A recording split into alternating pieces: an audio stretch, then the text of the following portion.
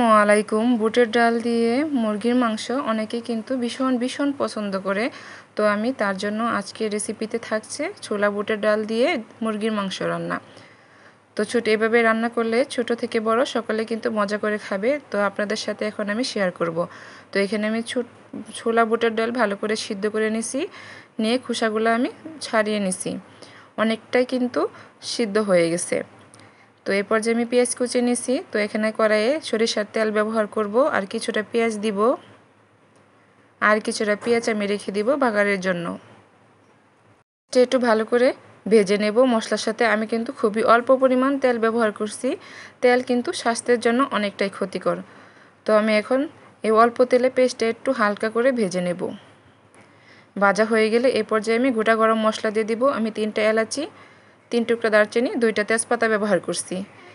গোটা গরম মশলাগুলো আমি একটু মশলার সাথে ভেজে নেব, যে পর্যন্ত মশলা থেকে ভালো একটা সুন্দর ফ্লেভার না বের হয়। এই পর্যায়ে ধুয়ে পরিষ্কার করে রাখা মুরগির মাংসটুকু আমি দিয়ে দিব। এইটুকু দিয়ে আমি এখন মাংসটা পেঁয়াজের সাথে একটু ভালো করে নেড়েচেড়ে মিক্স করে নেব, আর একটু হালকা করে ভেজে নেওয়ার চেষ্টা করব। যারা নতুন আছেন তারা অবশ্যই এভাবে রেসিপিটি ট্রাই করবেন, তাহলে দেখবেন বাসার সবাই খুবই মজা করে এই খাবারটা খেয়ে নেবে। আমি একটু ভালো করে মশলার সাথে মিশিয়ে নিলাম, যেহেতু আমি ব্রয়লার মুরগি দিয়ে রান্না করতেছি। যারা ব্রয়লার মুরগি খেতে পারেন না তারা কিন্তু অবশ্যই এইভাবে দেশি মুরগি দিয়ে রান্না করতে পারেন। আর যারা গরুর মাংস দিয়ে পছন্দ করেন তারা কিন্তু অবশ্যই গরুর মাংস দিয়ে রান্না করতে পারবেন। এখানে আমি দিয়ে দিলাম জিরা বাটা হাফ চা চামচের মতো, আর 1.5 চা চামচের মতো আদা বাটা, 1.5 চা চামচের মতো আমি এখানে রসুন বাটা ব্যবহার করলাম। এখন সম্পূর্ণ মশলাটা দিয়ে একটু ভালো করে মাংসের সাথে একটু মিক্স করে নেব। এই পর্যায়ে একটু স্বাদ অনুযায়ী লবণটা দিয়ে দিব। লবণ দিলে কিন্তু অবশ্যই মাংস থেকে অনেকটাই পানি ছেড়ে দেয়। এই পর্যায়ে আমি শুকনো উপকরণগুলো ব্যবহার করব। আমি এখানে 1.5 চা চামচের মতো হলুদের গুঁড়ো ইউজ করব,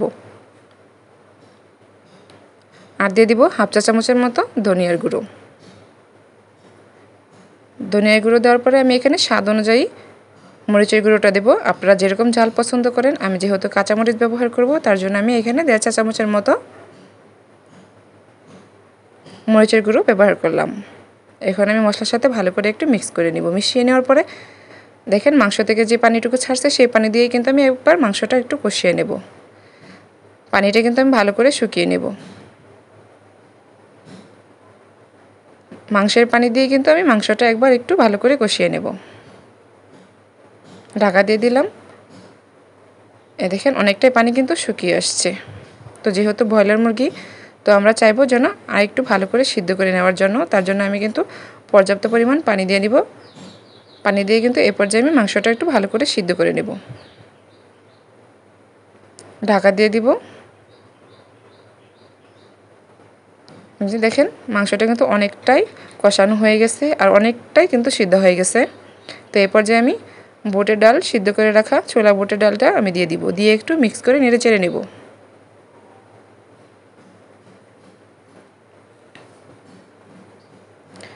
ভালো করে আমি মাংসের সাথে ডালটা মিশিয়ে নেব। আমি কিন্তু ডালটা বেশি একটা সিদ্ধ করি নাই, কারণ বেশি সিদ্ধ করলে কিন্তু গলে যাবে। আমি হালকা মিডিয়াম সিদ্ধ করে নিচ্ছি, সিদ্ধ করে আমি ছুলিয়ে নিচ্ছি। এই পর্যায়ে আমি একটু ঢাকা দিয়ে দেব।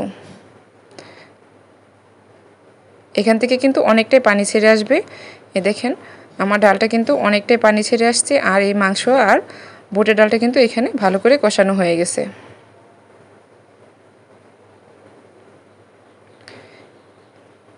কষানো এই পর্যায়ে আমি পর্যাপ্ত পরিমাণ পানি দিয়ে দিব রান্নাটা শেষ করার জন্য। এটুকু পানি যথেষ্ট। যারা বাসায় অনেক মেহমান আসবে তারা অবশ্যই কিন্তু এভাবে রেসিপিটি ট্রাই করতে পারবেন। আর দিয়ে দিলাম কয়েকটা কাঁচামরিচ। কাঁচামরিচ দিয়ে আমি কিন্তু ভালো করে মশলার সাথে নেড়েচেড়ে মিশিয়ে নিব। আমি কিন্তু আস্ত কয়েকটা কাঁচামরিচ ব্যবহার করছি, আপনারা চাইলে আরও কয়েকটা কাঁচামরিচ ইউজ করতে পারেন। তো আমি এখানে একটা জিনিস ইউজ করব, তো আমি আপনাদের সাথে শেয়ার করি। এখানে আমি ম্যাজিক মশলাটা ব্যবহার করব। এটা কিন্তু সবজি বা মাংসে ঢালে খেতে কিন্তু অনেকটাই অসাধারণ লাগে। ম্যাজিক মশলাটা কিন্তু বাজারে অল্পতেই কিনতে পাওয়া যায়। এখানে আমি একটা ম্যাজিক মশলা ইউজ করলাম। এটার থেকে কিন্তু অনেকটা ফ্লেভার আসবে, খেতেও কিন্তু অসাধারণ লাগবে। এই পর্যায়ে আমি একটু ডালটা বাগার দিয়ে নিব। তার জন্য আমি কড়াইয়ে তেল গরম করে নিলাম। এখন এখানে পেঁয়াজ কুচি দিয়ে দিব। পেঁয়াজ কুচি আর রসুন কুচি দিয়ে আমি একটু নেড়েচেড়ে ভেজে নেব। 2টা শুকনো মরিচে দিয়ে দিলাম আমি। আমার আগে থেকে শুকনো মরিচ ভাজা ছিল, সেটাই আমি ব্যবহার করছি। আপনারা চাইলে শুকনো মরিচ আস্ততাই ব্যবহার করতে পারেন। তো আমি একটু তেজপাতা দিয়ে দিলাম, একটা এলাচি দিয়ে দিছি। অনেকটা কালার হয়ে ভাজা হয়ে গেলে আমি ডালটা দিয়ে দিব। আমি একটু কড়া করে ভেজে নিলাম যাতে বাগারটা একটু কড়া হয়। এ পর্যায়ে আমি ডালটা দিয়ে দিব। পর্যায়ে আমি একটু চুলায় রেখে বলক উঠে আসা আগ পর্যন্ত আমি একটু অপেক্ষা করব।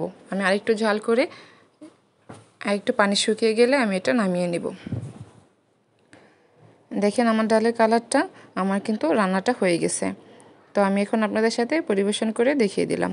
আমার রেসিপিটি যদি আপনাদের ভালো লেগে থাকে অবশ্যই লাইক, কমেন্ট, শেয়ার করে দিবেন। সবাই ভালো থাকবেন।